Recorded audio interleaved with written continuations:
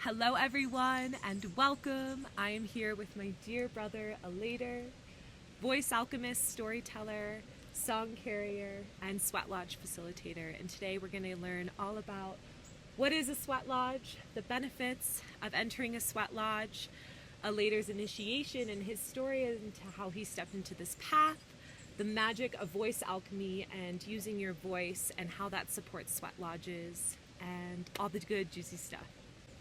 You ready? Yes. First, I'd like to get into what is a sweat lodge or a temazcal. So I will share something that I heard many times about ceremony in general. So this is a ceremony where you go to meet a part of yourself. And this part can has been diminished or maybe been pushed down in your life.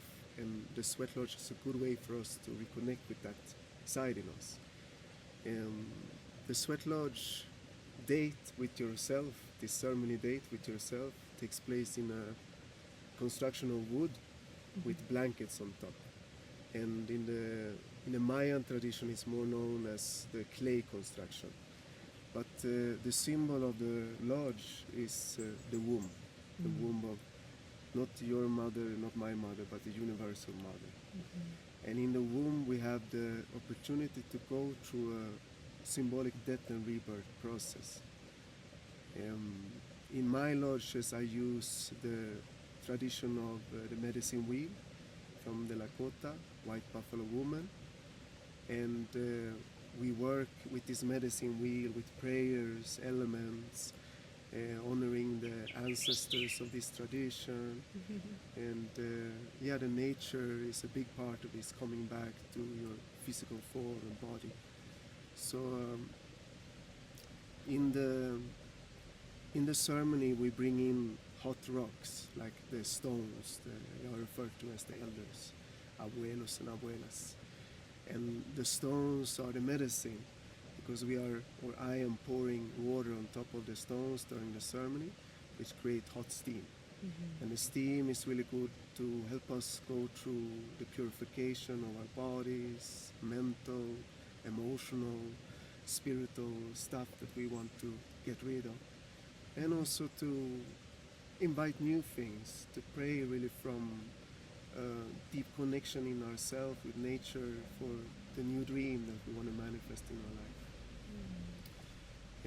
There's so much more things I can say on that thing, but in general it's a challenging process.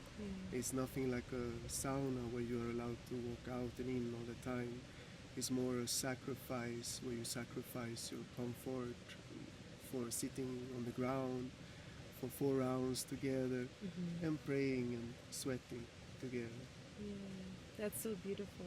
I have to say, I've done a lot of sweat lodges in my life, but Aleider, your sweat lodges feel like this divine expressway to spirit. Like every prayer that I say in this sweat lodge, honestly, manifests almost instantly. And I think it's due to you holding just such a safe and powerful space with your respect with the ancestors and the Abuelos, which are the rocks that we bring into the sweat lodge. Could you actually talk more about the significance of the rocks and the Abuelos? The rocks, they lie here for thousands of years. And we go and pick them up in the beginning of the ceremony when me and my team start a fire. And that takes place maybe 3 hours before actually the people come here and enter the lodge. And the Abuelos, they are older than us. So they have a lot of wisdom, a lot of vibration to share with us. Many of them break also during the ceremony, so they give their life to us. And we pay a lot of attention to praise them well in the ceremony and really see them as our elders. So we always welcome them in the lodge with a lot of joy and happiness. And they are the medicine, really the medicine of the lodge. Yeah, they're powerful teachers. Do you mind sharing about the 4 doors, the 4 different doors, and what each element represents? So The four doors is the demonstration of the medicine wheel. So the medicine wheel has four directions, and each door has its symbols, its prayers, its archetypes and wisdom. The first door is always the introduction when we start with the East, because the beginning of our life is in the East. The beginning of every day is in the East. The sun sets in the East.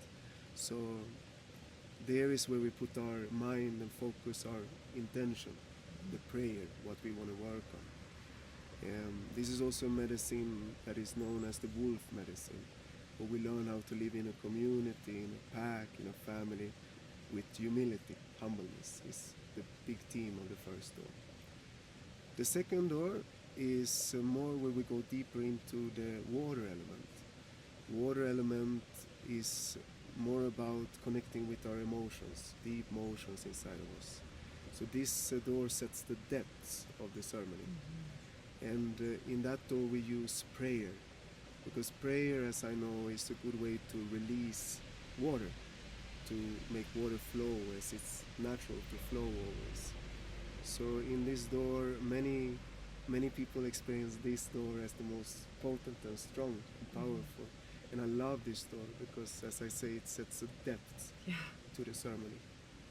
And we always go around in the circle so everyone has an opportunity to share their specific prayer, what they want to ask for, permission in their life, or forgiveness, or gratitude. Beautiful. The third door is where we go into the fire, the west.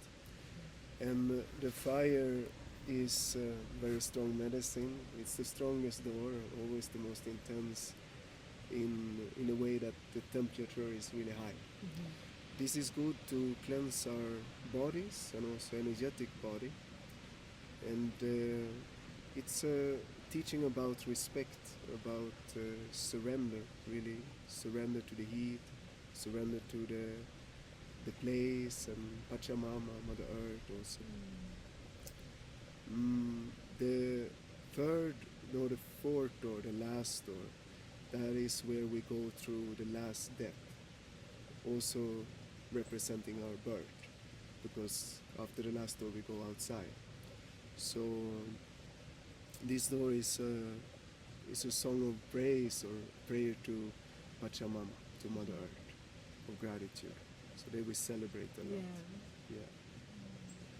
So yeah, that's the doors. It's the doors. Beautiful. Yeah, it's a whole complete ceremony, and I really love how each door you can really, like, especially if you're, going through a process or you're finding moments of difficulty, you can use the heat as your prayer, but also pray with the element and work with the magic of each element to help you rebirth through that process. So yeah, that's so beautiful. Next, I want to talk about the benefits of Sweat Lodge. What are the benefits physically, spiritually, emotionally, and mentally when you enter the lodge? Really good. For me, like doing this Sweat Lodge show on a general basis that I'm doing it, physically it's I'm using the Sweat Lodge to cure anything. I can say I had a pain in my inflammation in my leg recently, and I went to my Sweat Lodge, and afterwards it's better. It's really powerful medicine for this. Just to help you relax muscles in a very deep state. Emotionally, it's a way, just as I say in the second door when we work with prayers and water element, to really release and allow such things as grief. I've been introduced to a lot of different grief from different parts of the world that I would never be introduced to if I didn't make the Sweat Lodge. So this is a way also for us to share the emotions with each other and to regulate them and find a safe space to express and to feel safe. And I find it really relieving of healing emotions. Can confirm. It's a great space to release emotions. Spiritually, it's a very spiritual medicine. It's a direct connection with the elements and also connecting with with nature, which we are. Our bodies are nature. So it's a way of coming home and also integrating maybe experience you have before in your life. If you've been to other ceremonies, it's a good integration ceremony and also preparation for other ceremonies or other work that you want to do. Mentally, it's a great practice of meditation, powerful meditation practice. It's about finding an inner strength to sit through that and to not give up to the cucarachas, like the mind game. The mind game, yeah. And just trust the process. So in that way, it helped me focus more focus. I'd love to know what initiated you on this path. Like how did the Sweat Lodge find you? How did you become initiated into a facilitator of the Sweat Lodge? And if you feel called to share, what did that initiation look like? Yeah, I was fire keeping a long time for other ceremonies like ayahuasca, machuma, and the fire was always a strong call to connect with the fire. And after some time also I started to have communication with fire. And I was during that time facilitating space for both ayahuasca and machuma, San Pedro, cactus. But the fire was very direct with me and told me that this is not your path to share. It's been all good, but now you have to put this aside and start something else. And I had experience with Sweat Lodge in Scandinavia through a Celtic tradition. And the Celtic tradition looks very different from what I'm doing now. But I remember going into my first Sweat Lodge with the Celtics. And it was just this instant feeling of belonging, being home. And I had this strong message in that ceremony that this is your thing. This is the medicine that you're gonna share. During that time, I was young and I was not ready to commit to the path. But it was always hanging there in my back head, like this is what you're gonna do. So I keep going to a lot of sweat lodges. I study during that time by myself, used to be there in present in the preparation, during the sweats and seeing how they work with everything energetically. And when I came to Peru the second time, 4 years ago, the calling was so strong I couldn't ignore it anymore. So during that time I started just to facilitate the place in my home, in my garden. It's in another space, it's not here. And I invite friends invited friends, and eventually it became a big thing, a bigger thing than I thought. But I didn't get the tap like on my shoulder for holding this space. So I'm very still seeing myself as a student very much. But now I have experience doing this every week, sometimes more, for over 3 years. But the most, I think the most thing that influenced me to take my work, like my work with voice, into Sweat Lodge was about the part of prayer.